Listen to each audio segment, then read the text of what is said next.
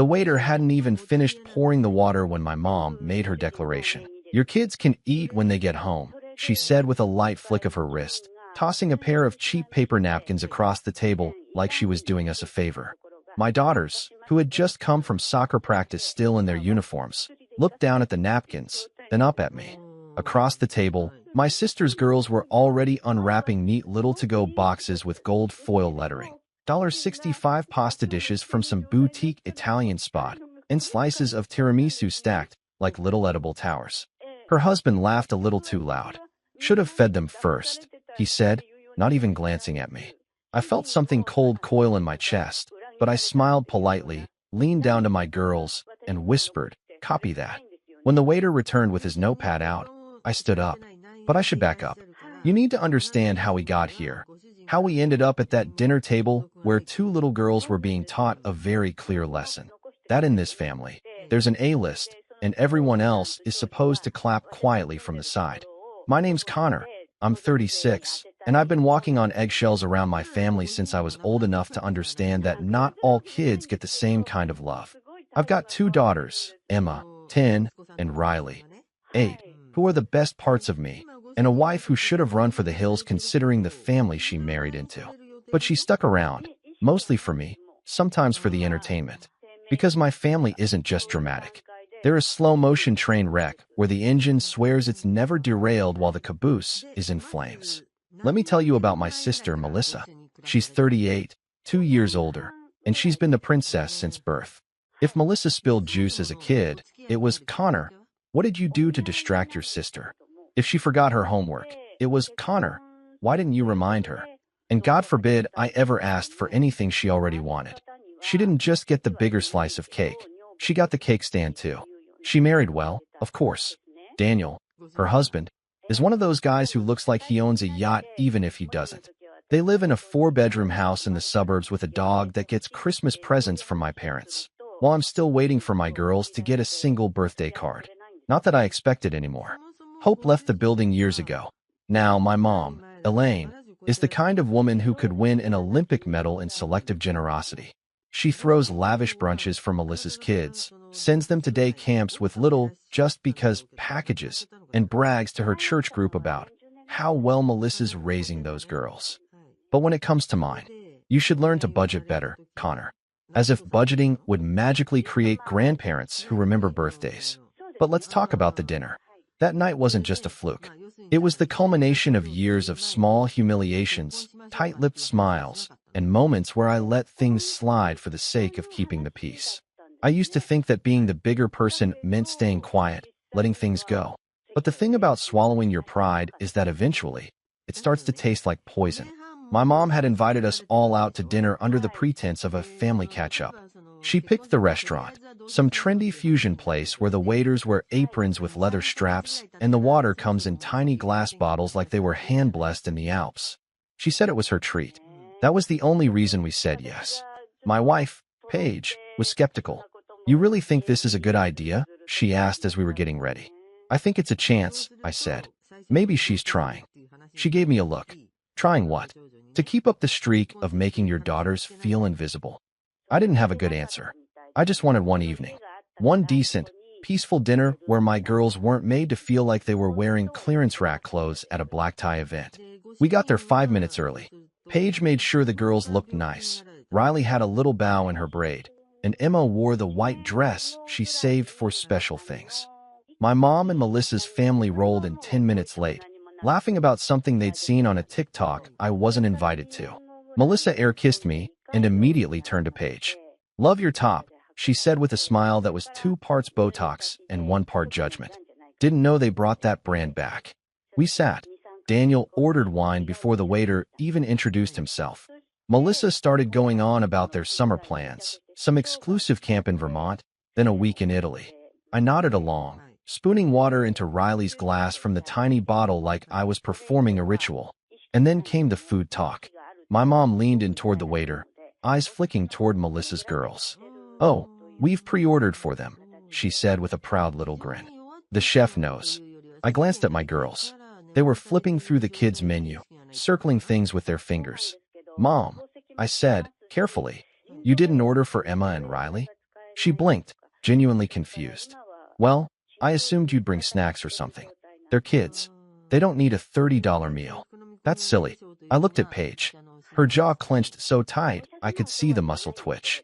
They just came from practice, I said. They're hungry. Oh, I'm sure they'll survive, my mom said, laughing lightly as she flicked her cloth napkin onto her lap. Besides, they can eat when they get home. And that's when she tossed the napkins. The paper kind, too. Thin, crumpled napkins that she pulled from her purse. Like she was tossing table scraps to dogs. My stomach dropped. I felt Riley's hand wrap around mine, tiny and confused. Then Daniel laughed. Should have fed them first. He actually chuckled, like it was some cosmic joke that I hadn't properly prepped my kids for a dinner they were invited to. I leaned toward the girls, squeezed their hands, and whispered just loud enough for Paige to hear too. Copy that. And then the waiter came back, notepad in hand, smiling politely, ready to take orders. I stood up. The waiter looked up at me, surprised. I don't blame him. It's not every day a guy stands upright when everyone else is about to pretend nothing weird just happened. Everything all right, sir? He asked. I nodded politely. Would you mind giving us a moment? He gave a quick nod, stepped back with a waiter's well-trained discretion, and disappeared toward the kitchen. I stayed standing, trying to decide if I was going to say something right then, in front of everyone, or if I was just going to take my girls and walk out. I looked at Emma, who was still holding her menu like she wasn't sure if she was supposed to put it down or keep pretending she was part of this meal. Riley was whispering something to Paige, who was holding it together, barely. Her eyes had gone steely, like they do when she's one wrong word away from a full scorched earth speech. But she kept it in. For me. For the girls. Connor, sit down, my mom said with a small sigh, like I was embarrassing her in front of royalty. Melissa had already gone back to scrolling through her phone, clearly bored with the drama. Her girls were taking turns feeding each other bits of truffle mac and cheese out of a designer box like it was a game. It wasn't lost on me that those meals had been pre-ordered and boxed. Not just prepaid. Boxed. Like my mom knew the girls wouldn't be sharing a table with us. Like she planned it that way. I slowly sat down. But not because she told me to. I wasn't backing down. I just needed a better angle. The moment passed. The waiter came back. Everyone placed their orders. Melissa's family had apparently previewed the menu earlier and ordered like regulars. Paige and I let the girls order the only two things on the menu under $20, a margarita flatbread and a side of fries. We didn't want to make a scene. Not yet. I needed to gather my thoughts, to understand if I was seeing this clearly or just letting old feelings twist a new wound. Turns out, I wasn't overreacting. If anything, I was late. The meal went downhill faster than I expected. My mom spent the entire appetizer round asking Melissa's daughters about their accomplishments. One had just done a piano recital. My mom pulled out her phone to show everyone a video. It played loudly, echoing across the restaurant while Melissa beamed. My daughters leaned in, curious. My mom didn't show them, just turned the phone back to herself when the song ended and said, "She's gifted, you know? Not every child has that." I opened my mouth to say something, but Paige gently tapped my hand. "Later," she whispered. Then the discussion turned to school awards. Melissa's youngest apparently won a school-wide reading competition. Great. That's wonderful. But Emma? Emma was just named Student of the Month at her school for kindness, and I knew. My mom had seen the picture I sent. The one where Emma's holding a little certificate, smiling ear to ear. I brought it up. Quietly. Casually. "That reminds me," I said. "Emma just got Student of the Month. Her school does these monthly shout-outs. It was for kindness." My mom didn't even blink. "That's nice," she said, taking a sip of her wine. Then she turned to Melissa's husband. "Did you see the TikTok I sent you of the dog that barks the alphabet?" Paige squeezed my hand under the table. It was that or break her wine glass. I looked at Emma. Her face fell just slightly. Not all at once. Just that slow drop of someone realizing they aren't interesting enough to be celebrated. I knew that look. I'd worn it myself for most of my childhood. The entrees came. The food was good, sure, but by then I had lost my appetite. The waiter set the girls' plates down, flatbread and fries, and I saw the way he glanced at the boxed meals in front of Melissa's daughters. I could tell he was putting it together too. One of those subtle moments where someone outside the family notices, just for a second, that something feels off. Halfway through the meal, my mom leaned toward Melissa. "Should we tell them?" she asked with a sly smile. I set down my fork. Tell us what? Melissa beamed. We're taking the girls to Disneyland this fall. Surprise trip. Just the four of us. My stomach flipped. Paige straightened in her seat. You're taking your girls? Paige asked slowly. Melissa shrugged like it was no big deal. Yeah, Mom and I planned it last week. Flights are already booked. I looked at my mom. She was already nodding. I figured it would be too expensive for you guys, she said, not unkindly, just matter of fact. And with your work schedule and everything else. I stared at her. You planned a family vacation and didn't even tell us. It's not a family vacation, she said with a small laugh. It's a treat for the girls. Our girls are your granddaughters too, Paige said, her voice suddenly ice. They love Disneyland. I'm sure they'll get to go someday, my mom said, waving her hand like it was a minor inconvenience. It's not a big deal. Emma looked down at her lap. Riley blinked rapidly like she was trying not to cry. I felt something twist inside me. Shame, rage, regret for ever thinking tonight could be different. Melissa leaned in, clearly enjoying this part. I'm sure we'll take lots of pictures. We'll send them to you. And that's when I snapped. I stood up again. Paige didn't stop me this time. I need a minute, I said. I walked outside, hands shaking. It was a warm night, but I was freezing. Not from the weather. Just that hollow cold that settles into your chest when you realize something for the last time. Because that's what was happening. I wasn't shocked by the favoritism. I wasn't even surprised by the cruelty.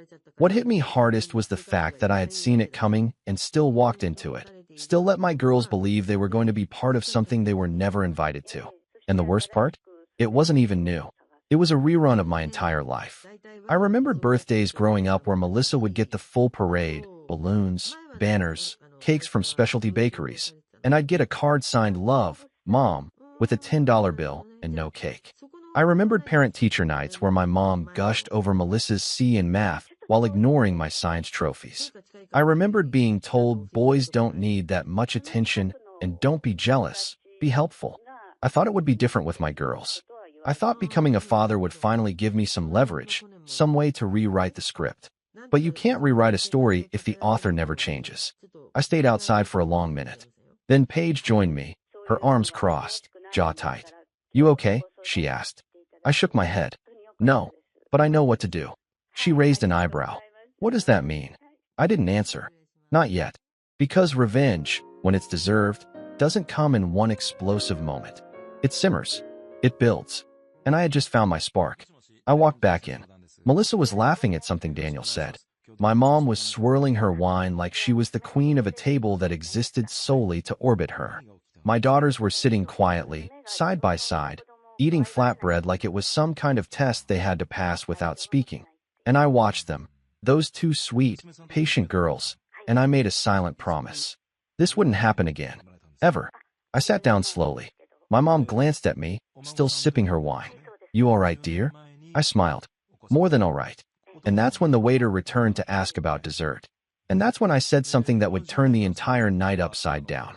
The waiter hovered near our table, still waiting for someone to confirm the dessert order. Melissa's kids were bouncing in their seats, loudly requesting the chocolate dome with the caramel explosion, like they'd been rehearsing the moment. My mom leaned in again with that signature smirk that always accompanied her worst behavior, like she was starring in a sitcom only she found funny. I didn't break eye contact with her when I said, actually, we're going to hold off on dessert. The waiter nodded and glanced at my mom, who waved him away like a servant in an old movie. She didn't even bother to hide it anymore. Suit yourself, she said. But don't be surprised when the girls regret missing the best part. I smiled, but it didn't reach my eyes. I was too focused on what was coming, because I could feel it. This wasn't just going to be another dinner where I swallowed my frustration and paid for it in silence later. No, this was the night the thread finally snapped. It started with a toast. Melissa tapped her glass with a fork, just a soft ting-ting-ting, then stood up with all the flourish of someone who thought she was the most interesting person in every room. I just want to say, she began, that I'm so grateful we could all be here tonight. It's not every day we all get to sit down as a family and celebrate how far we've come. Daniel placed his hand on her back with all the supportive husband energy of a man who never had to work for his approval. Melissa beamed. Mom, thank you for putting this together, for always being there for us, for supporting our girls in everything they do, for going above and beyond, whether it's weekend sleepovers, surprise gifts, or those late-night calls when I'm losing my mind with homework chaos. My mom wiped a fake tear with a cloth napkin. Of course, sweetheart. That's what family's for. There it was. The moment. The exclusion, dressed as affection. A toast to everyone. Except us. I could see Paige's nostrils flare. I could hear Emma slowly stop chewing, like even her 10-year-old heart understood she'd just been passed over again. Then Melissa raised her glass. To strong women, raising strong daughters. They all clinked glasses. I didn't move. Neither did Paige. And for a moment, there was a silence so sharp it could have split the table in two. You know, I said finally.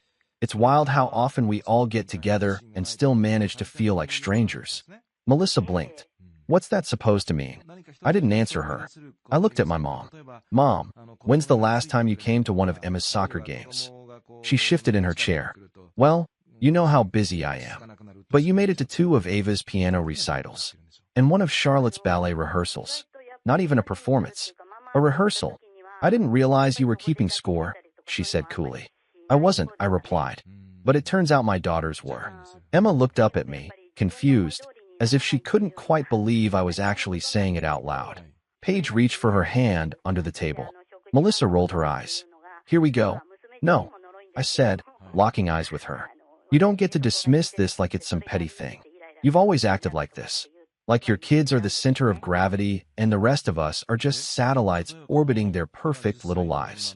I'm sorry you feel that way, she said, in that condescending therapist voice people use when they don't want to apologize. That's not an apology, Paige muttered. And then Daniel chimed in. Maybe if you put as much effort into your parenting as you do keeping score, you wouldn't feel so left out. I froze. It wasn't just the words. It was the smirk he delivered them with. Like he thought he'd just dropped the mic. Like he expected everyone to nod in agreement. Even my mom didn't stop him. Emma looked crushed. Riley was hiding her face in Paige's arm. That's when I realized it wasn't just favoritism. It was sabotage. Because this wasn't about treating my girls differently out of negligence. It was intentional, cruel, targeted. It was the moment I understood. They didn't just overlook us. They enjoyed watching us be small. So I stood up. Again, I pulled out my wallet, took out $200 bills, and placed them on the table. That should cover our part, I said. You don't have to do that, my mom said, tone suddenly sugar-sweet. This was supposed to be my treat. I ignored her and leaned down to my girls. Come on, let's go. Emma looked up. Are we in trouble? No, sweetie, Paige said, already grabbing her purse. We're just done playing pretend. As we gathered our things, Melissa scoffed. You're seriously going to make a scene? I turned to her. No scene. Just finally acknowledging what's been obvious for years. Then I paused. Because I wasn't done. I turned back to my mom. You had a choice, you know. You could have loved all your grandkids. You could have shown up, supported them, made them feel like they belonged. Instead, you chose a favorite. And the worst part is, you taught them that love is conditional. Her eyes narrowed. You're being dramatic. I'm being honest, I said. And for once, I'm okay with you not liking what you hear. We walked out before anyone could reply. The restaurant door shut behind us with a soft click, but the sound echoed in my chest like a cannon. Outside, the girls were quiet. Paige stood beside me, waiting. Where are we going? Emma asked. I knelt down and looked her in the eyes. Anywhere you want. They chose ice cream. Of course they did. Because they're still kids. Still sweet. Still hopeful, even after being let down again and again. We sat on a bench outside the ice cream shop, their cones melting faster than they could eat them. Paige rested her head on my shoulder. You did the right thing, she said softly. I didn't respond. Because even though I'd finally stood up for them, I still felt like I'd lost something. That illusion, that maybe, somehow, my family would change. That maybe they'd finally see us. And yet, there was a calm in my chest now. A strange, unfamiliar peace. Because when someone shows you who they are, really shows you, you can finally stop pretending. And that clarity? That was the beginning of something new. But I didn't know yet just how much worse things were going to get. Because 3 days later, I got a phone call that changed everything. 3 days. That's how long the silence lasted. Just long enough for me to convince myself that maybe, just maybe, my exit had sunk in. That maybe my mom would call. Maybe Melissa would feel a sliver of guilt. Maybe someone, anyone, would try to fix what they'd broken. But no, 3 days of nothing. No texts. No calls. No emails. No, are the girls okay? No, can we talk? And then the phone rang. I was at work, in the middle of checking invoices, when I saw the caller ID, Aunt Debbie. Not my mom. Not Melissa. Aunt Debbie. I hadn't talked to her in months, maybe a year, but the moment I picked up, I could tell she already knew something had gone down. Connor, she said, voice tight. Did you really walk out of your mother's dinner and cause a scene? I took a slow breath. Hi, Aunt Debbie. Nice to hear from you too. She didn't laugh. Elaine is beside herself. Melissa said you stormed out, made a dramatic speech about being mistreated, and left them with a huge bill. I rubbed my forehead, already feeling the exhaustion settle in. I paid our share, left $200. Paige and I took the girls out for ice cream. That's not what your mother said. Of course it's not. Connor, she said, in that voice only older relatives have, part scolding, part pleading. I know things aren't always fair, but do you really think this is the way to handle it? And there it was, the phrase that makes every adult child of emotional neglect want to scream. Things aren't always fair. As if fairness were the goal.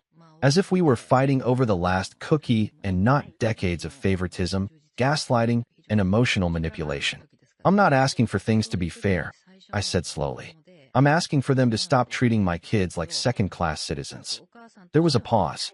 I understand, she said, quieter now. But your mom she's proud. And she feels hurt. She says you embarrassed her.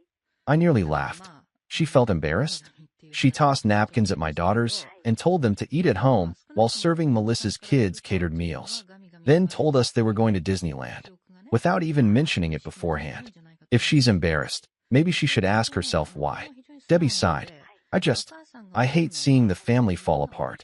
Then maybe the family shouldn't have built itself around a golden pedestal with Melissa's name on it. We ended the call soon after. Politely, but cold. That night, I told Paige about the conversation. She didn't say anything at first, just shook her head and folded laundry in silence. Do you think I overreacted? I asked.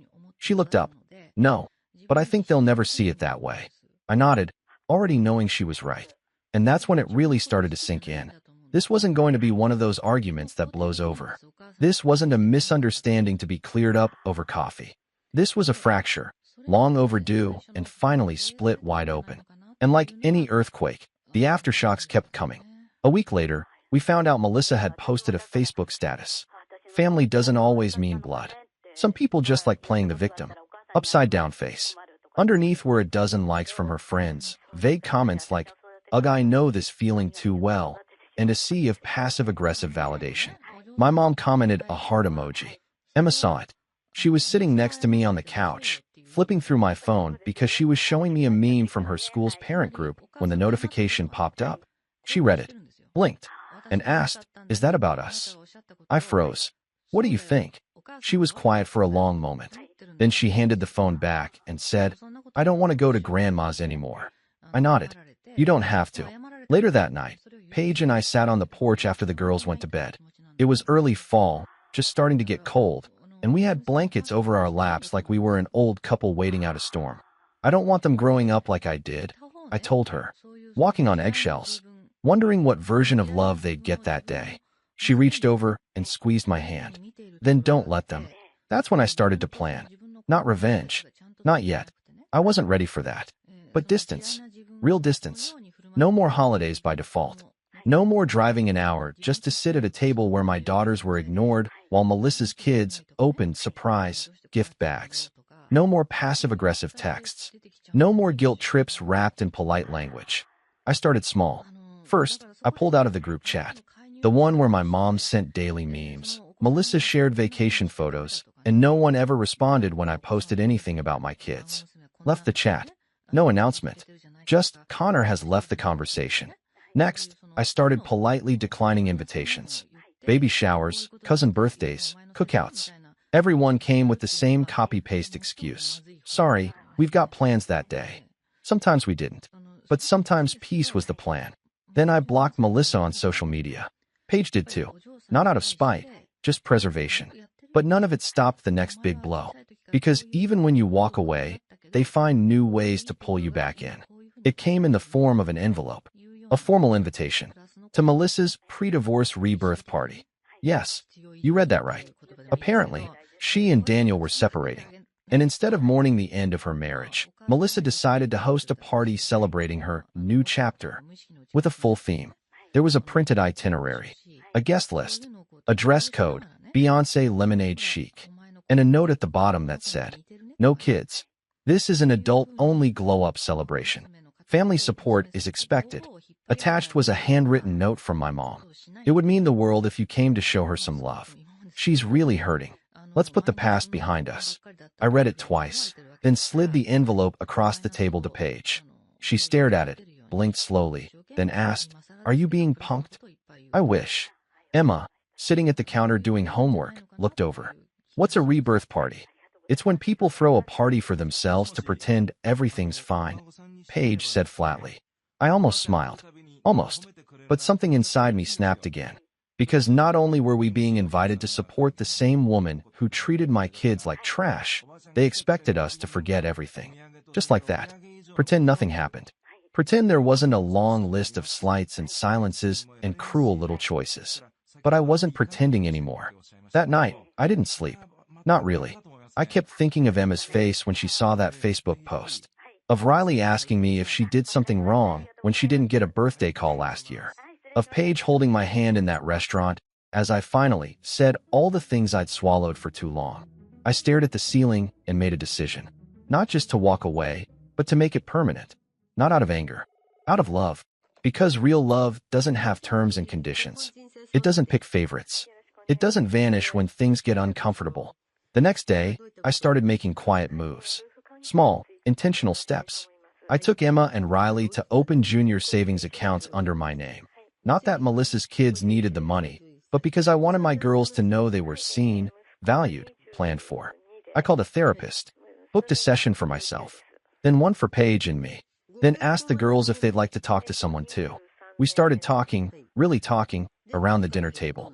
About feelings, about family, about how sometimes people who are supposed to love you the most don't know how. And slowly, I started building something my kids had never truly had before. A family without conditions. A home without guilt. But even as I pulled away from the toxicity, something kept tugging at me. Not for reconciliation, but for closure. Because walking away is powerful. But sometimes, justice is better.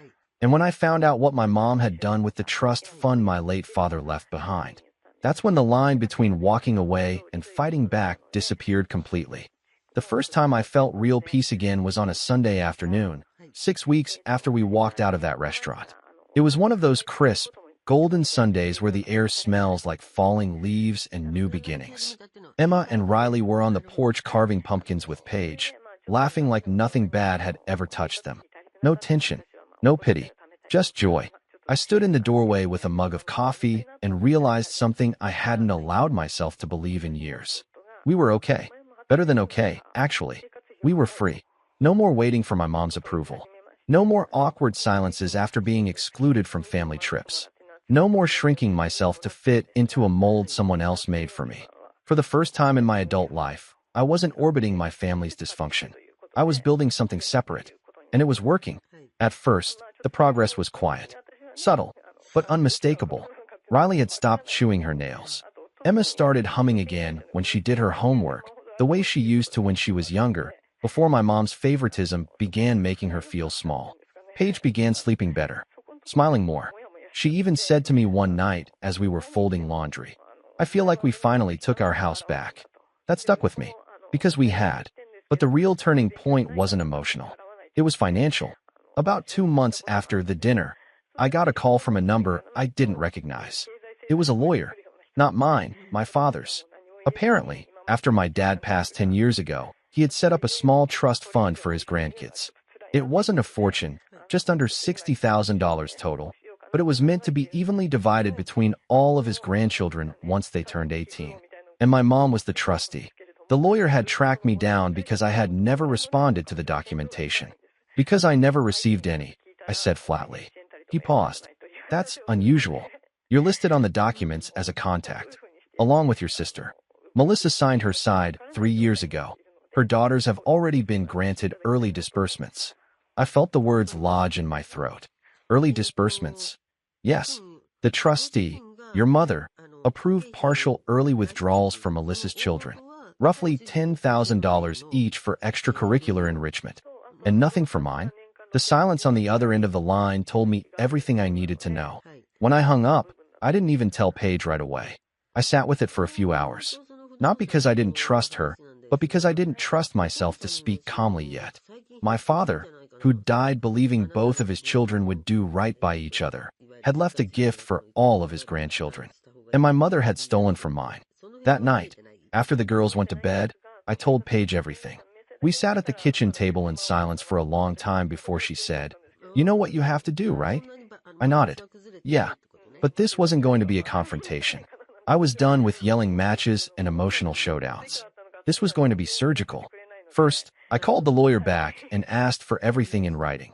The trust documents, the disbursement logs, the signed approvals, the dates.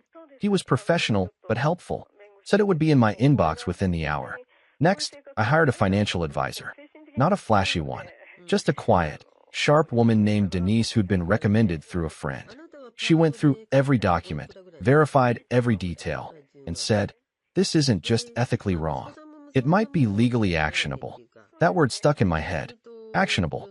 For once, I had the leverage. I had the proof. And I had something Melissa and my mother had always underestimated in me. Restraint. While they lived off drama and status, I had spent years observing, studying, biting my tongue. But I wasn't just a silent bystander anymore. In the weeks that followed, I took care of things quietly. Denise helped me set up 2 custodial investment accounts, one for Emma and one for Riley. I matched the disbursements Melissa's daughters had received out of my own savings. Not because I had to, but because I wanted my girls to know they weren't forgotten, that someone had their back, even when others didn't. Then I started documenting everything. Every slight, every exclusion, every passive-aggressive message, every financial decision my mom had made as trustee. I wasn't sure yet what I was going to do with it, but I knew I was going to be ready when the time came. And something strange happened during all this. I started winning.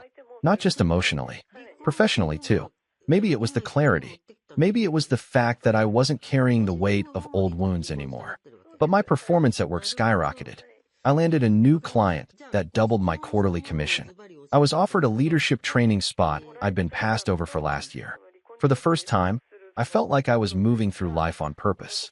And then, about 3 months into our break from the family, I got a text. MLM, hey, Thanksgiving dinner at Melissa's this year. Hope you can make it. Girls too. No apology. No acknowledgement. No olive branch. Just an expectation. Like we'd all reset. I didn't respond. She texted again the next day. MLM, we're doing a gratitude circle. Melissa's making that spinach dish you like. Don't be dramatic. Family's all we have. I showed the texts to Paige. She shook her head. She still thinks she's the victim. I know, I said, but I'm not giving her what she wants. What does she want? To pretend nothing happened. To act like this is just another year where we play along. I'm not playing. And we didn't. Thanksgiving came and went. We cooked dinner at home, played board games. Emma made a centerpiece out of construction paper and glue. Riley set the table with mismatched plates and a paper napkin for every guest, even the dog. It was one of the happiest Thanksgivings I'd had in years. We didn't hear from my mom again until Christmas. This time, she sent Paige an email. Not me. In it, she wrote, "I know Connor is still upset, but I miss the girls. It's been months. Maybe we can arrange something just for them? I'll take them for ice cream, bring them presents. No pressure on him to come. Let's not punish the kids over grown-up issues." Paige showed me the email without a word. Her face was unreadable. "Do you want to respond?" I asked. She blinked. "I don't think I should. Because if I do, I might say something I regret." So I responded. Just one sentence. "They're not available to be taught that affection is conditional." She didn't reply, but Melissa did. 2 days later, she tagged Paige on Instagram. A story post. A photo of her daughter's opening presents under a perfect tree, captioned, "When you teach your kids the true meaning of family." Some of us get it. Some never will. I didn't comment. I didn't react. Because I was already planning something bigger. See, the thing about people like my mom and Melissa is they live for the performance. They need the audience, the praise, the illusion. So I decided to take away their stage. Not with a public takedown. Not with screaming or gossip. but with something far more powerful: truth. That January, I submitted a formal petition to the court requesting a change in trustee management for my father's trust, citing breach of fiduciary duty, unequal disbursement, and lack of communication. It wasn't flashy. It wasn't dramatic. But it was loud in all the ways that mattered. I didn't tell them I was doing it. I let the paperwork speak for me. Because by then, I wasn't looking for justice just for my daughters. I was building proof that love isn't shown in grand gestures. It's in consistency, accountability, showing up. And for the first time, I was doing exactly that. Not just for my girls, for me. And just as I was settling into that peace, just when life started to feel steady again, I got a letter, certified, legal envelope, return address, my mother's lawyer. And when I opened it, I realized she wasn't just refusing to change. She was going to fight. And that's where everything turned.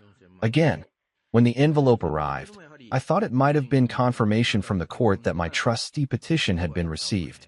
I'd been expecting that. But the heavy, cream-colored paper and the sharp, embossed logo on the upper left corner told a different story. This wasn't an acknowledgement. It was a warning shot. Inside was a letter from my mother's attorney, some gray-haired estate lawyer named Richard D. Marks. Very official, very polite, and very clear. Dear Mr. Walker, our client, Mrs. Elaine Walker, has received notification of your recent motion to remove her as the trustee of the family trust established by your late father, Thomas Walker. This correspondence is to inform you that Mrs. Walker disputes the characterization of her conduct as negligent or unethical. She has administered the trust in good faith and within the bounds of her legal discretion as trustee. We are prepared to defend against any petition suggesting otherwise. Further, any implication of wrongdoing or mismanagement will be treated as defamatory and responded to accordingly. Should you choose to proceed with legal action, we will seek full recovery of legal expenses from the trust assets. Respectfully, R.D. Marks, ESQ. I reread it 3 times. No apology. No explanation.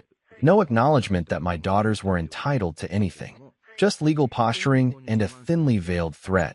They'd use the trust money to fight me. The money my father left for his grandkids, including mine. Paige sat across the table, her eyes scanning the letter as I slid it over. She's going to burn the whole thing down before she admits she was wrong, she muttered. She thinks I'll back off. Paige looked at me. Are you going to? No, I said. I'm going to dig. And that's when the gears started turning. See, up to that point, I'd been playing defense. Pulling back from the family, protecting my kids, documenting the slights. But this was a shift. This was a declaration of war. And I had no intention of sitting quietly while they used my dad's legacy as a weapon against the very people it was meant to protect. I took a week off work. Not for stress. For strategy. I spent the first 2 days reviewing everything Denise, the financial advisor, had helped me compile: records of the trust fund, statements, deposit logs, and disbursement approvals. The trail of Melissa's withdrawals was crystal clear. For separate educational enrichment checks, signed by my mom and deposited into Melissa's joint custodial account. But it was the 5th check that caught my attention. Smaller than the others. Only $1,500. Listed as travel reimbursement for beneficiary liaison. I highlighted it. What does that mean? I asked Denise. She raised an eyebrow. That's vague. And sketchy. Can you trace where it went? She called me back 2 days later. I couldn't find the end recipient, but I did find the bank. It was deposited into a personal checking account at Kensington Credit Union. That's not Melissa's bank. Nope, it's your mom's. I stared at the speakerphone. So, she reimbursed herself. From the trust. That's what it looks like. I hung up and stared at the documents for a long time. Something didn't sit right. So I started digging deeper. I pulled out old files. Found the copy of my father's original will from when he passed. It mentioned the trust by name and included a clause I hadn't noticed before. Funds are to be disbursed for the benefit of each grandchild for purposes of education, medical need, or milestone development. Equal opportunity shall be given to all eligible parties. Equal opportunity. That was the language I needed. If she'd authorized early withdrawals for Melissa's kids, under the claim of enrichment, and denied the same to mine, she wasn't just morally wrong. She'd violated the legal intent of the trust. But there was more. While flipping through old family folders, I found something else. a list of contacts my father had left behind for legal and financial matters. His old CPA, his life insurance broker, and, buried at the bottom, a contact labeled Paul M., Trust Formation Consultant. A quick search led me to a man named Paul Martinez, a now-retired financial consultant living in upstate New York. I called the number. He answered on the second ring. "Mr. Martinez," I said, "my name is Connor Walker. You helped my father set up a family trust about 15 years ago." There was a long pause. "Tom Walker? From Boston?" "Yes. I remember him. Kind man. Smart. Very deliberate. I'm trying to understand the intent behind the trust. There's been tension." He was silent again, then sighed. "What happened?" I gave him the short version. He listened, asked a few clarifying questions. Then he said, "Your father was specific. He didn't want favoritism. He insisted that every grandchild be treated equally, regardless of which parent raised them." I remember those words exactly. I felt something shift in my chest, an old ache wrapped in new anger. Paul continued. "He even built a clause into the structure that allows for reassignment of the trustee in the event of partiality." I sat up straighter. "It's in the trust?" "Yes, but it's in the appendix. Most people don't read that far." He offered to send me a scanned copy from his files. I had it in my inbox 2 hours later. Sure enough, there it was. Appendix C, Reassignment Clause.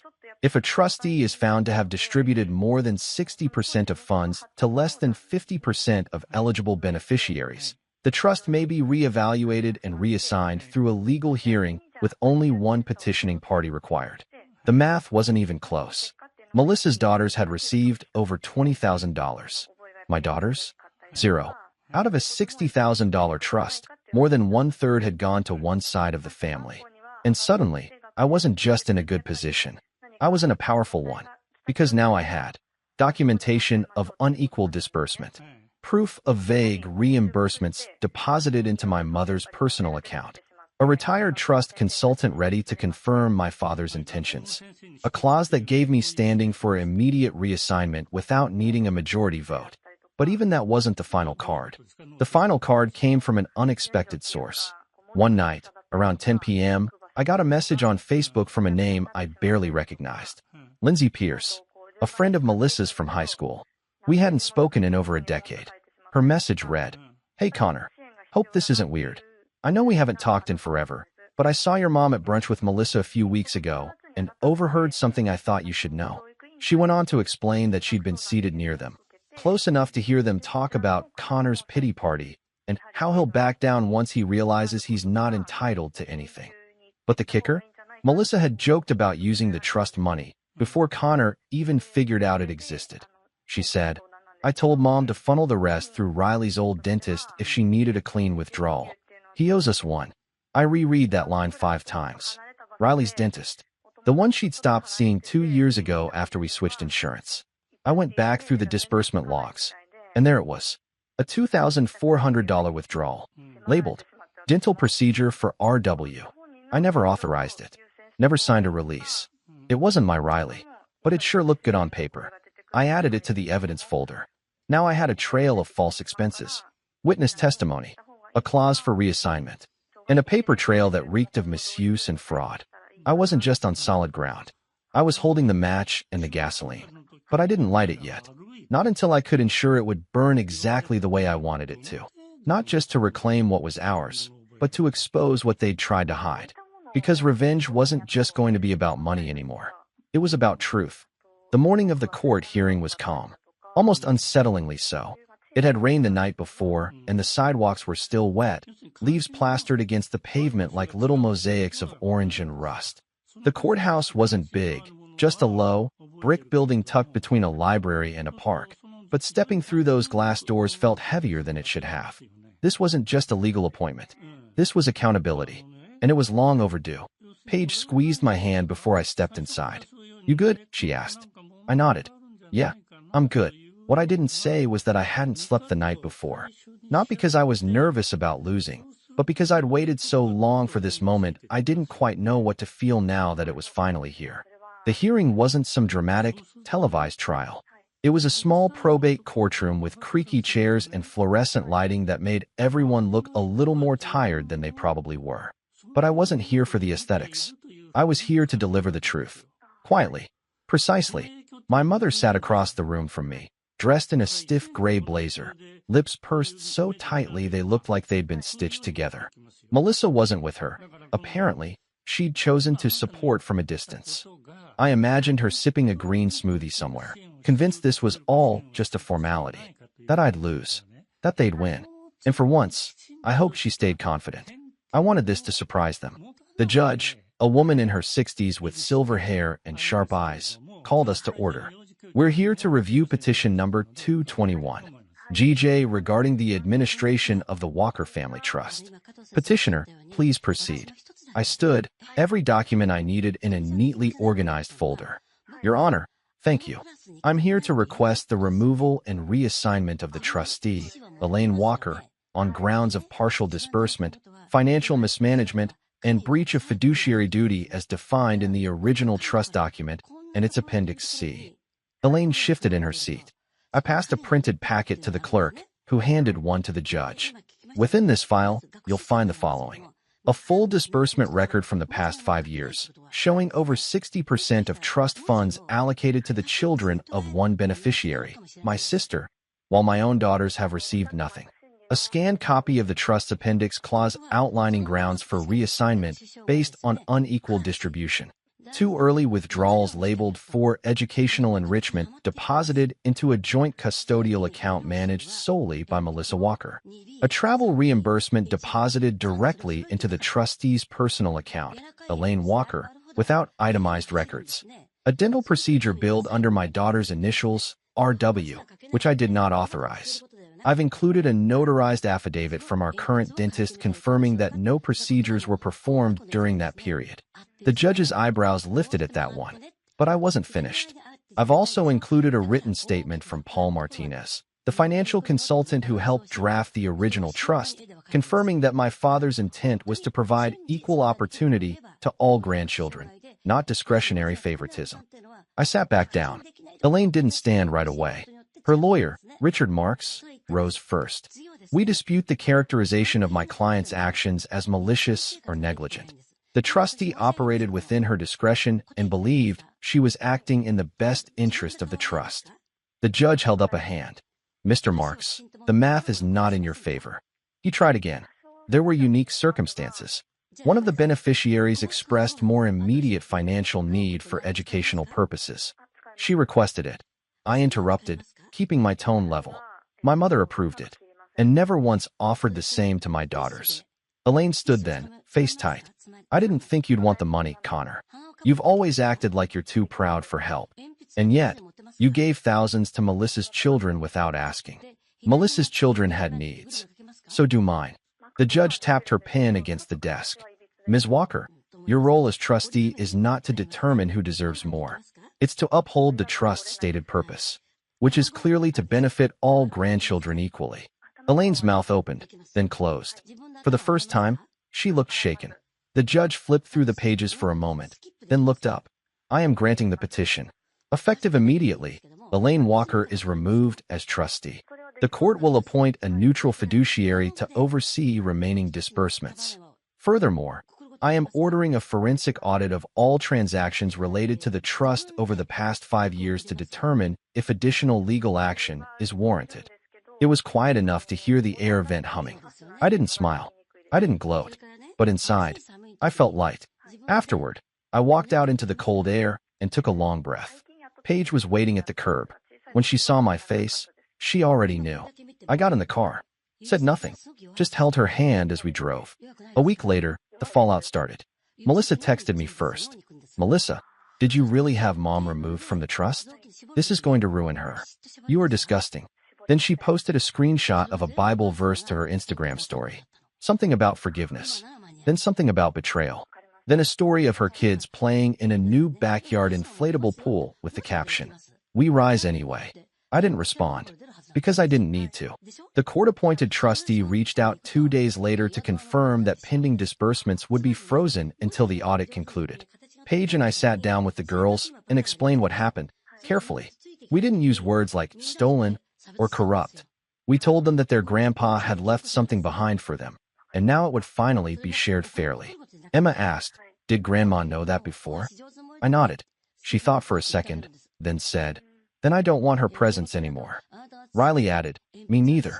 But can we still do ice cream?" We laughed, said yes. And just like that, that chapter closed. But something else opened. Something better. A few weeks later, I got a check in the mail, not from the trust, but from a client I'd helped months earlier who had closed a major deal. Attached was a note. "Connor, your clarity and honesty changed how we approached everything. I know you didn't ask for anything in return, but I wanted you to know how much that meant. Please use this however you'd like. For your family. For their future." It was for $12,000. I used it to start 2 Roth IRAs for Emma and Riley. Put the rest toward a vacation, our first real one in years. We didn't go to Disneyland. We went to a cabin in the Smoky Mountains. Spent the days hiking, laughing, playing card games by the fire. And not once did I think about my mom. Because the thing about revenge is, it doesn't always have to look like fire and fury. Sometimes, it looks like peace. It sounds like laughter. It feels like standing in the middle of your life and realizing you don't owe anyone your silence anymore. And I wasn't done. Because there was still one more card I hadn't played. The one that would finally expose exactly who Elaine Walker really was. And once I played it, she'd never be able to hide behind family again. The final card I held wasn't forged in court or bank statements. It was truth. Plain, unvarnished, and brutal. And it came from a place my mother had never expected, her own past. A few weeks after the court removed her as trustee, the audit began. It was out of my hands by then, managed by a neutral fiduciary, just like the judge ordered. But I'd submitted everything I had.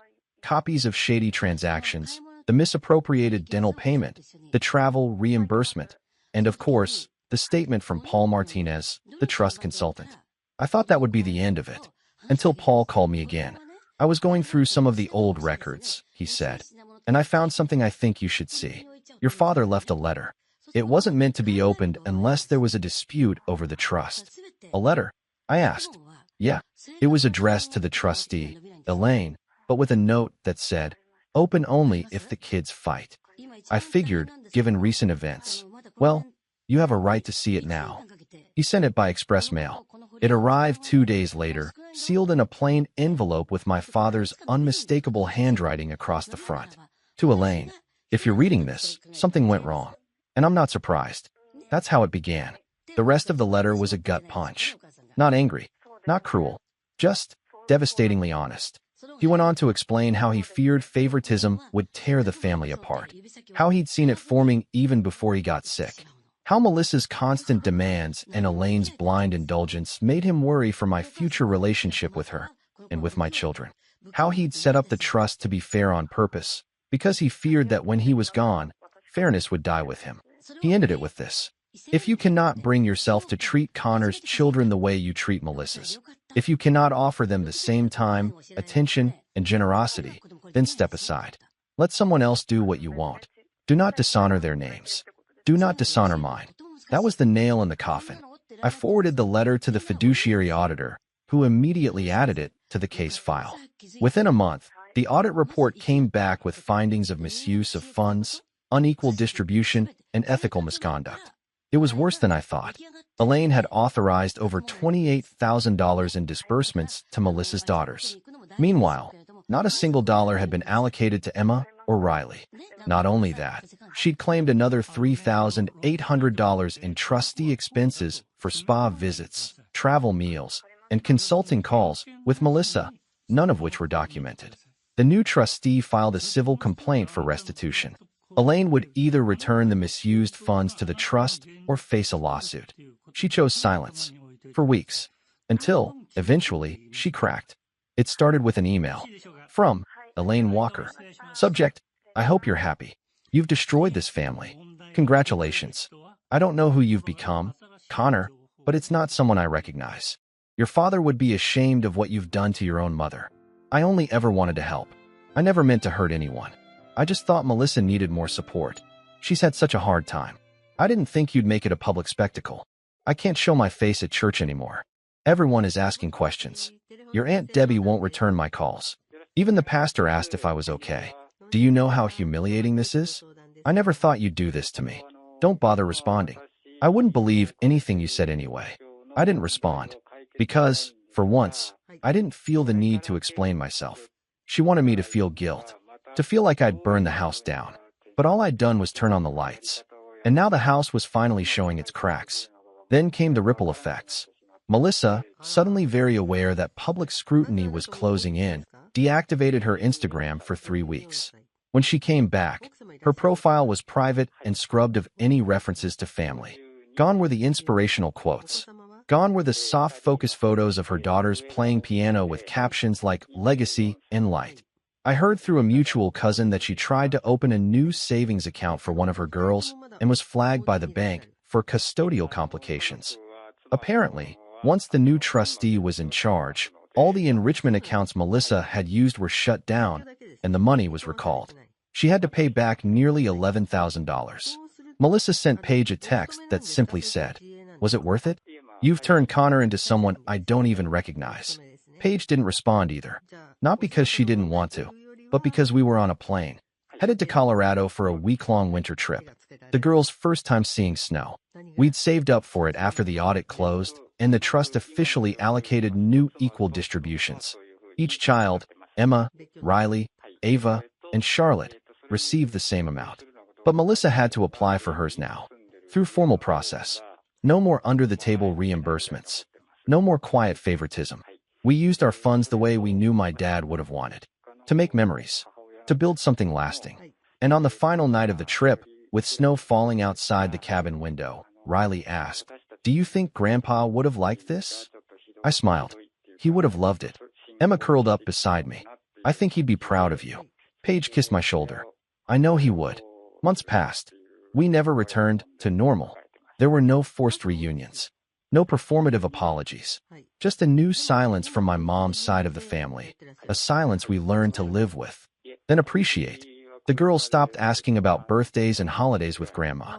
We stopped checking if Melissa had posted anything passive-aggressive online. And I stopped wondering if I'd done the right thing. Because I knew. Not just from the court ruling. Not just from the money. But from the calm that settled into our home. The ease with which my daughters now existed in their own skin. The laughter that came back. Loud, free, unapologetic. We weren't just surviving anymore. We were thriving. And the best revenge? It wasn't the court win. It wasn't the money clawed back. It was watching my daughters grow up knowing, without question, that they were loved unconditionally. That they didn't need to earn their worth. That no one could decide they were less important, less valuable, less deserving, and get away with it.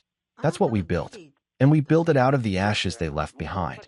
So if you're wondering whether speaking up is worth the fallout, whether choosing truth over comfort is too messy, whether walking away from toxic family will leave you with nothing, let me tell you this.